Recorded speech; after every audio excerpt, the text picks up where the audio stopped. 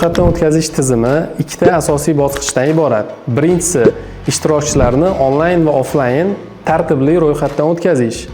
Ikkinchisi, ro'yxatdan o'tgan ishtirokchilarga tez va sifatli bejiklarni taqdim qilish.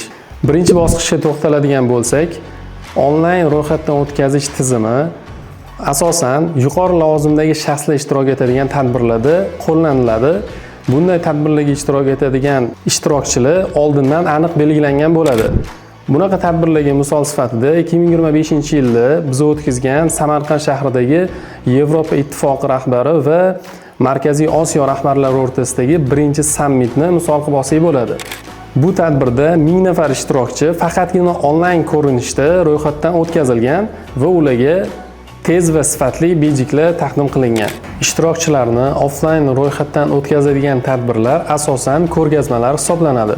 Ko'rgazmalarda ham offlayn, ham onlayn ro'yxatdan o'tkazish imkoniyati bor. Lekin asosan ishtirokchilar bevosita tadbirga tashrif buyurgan holda offlayn ro'yxatdan o'tishadi.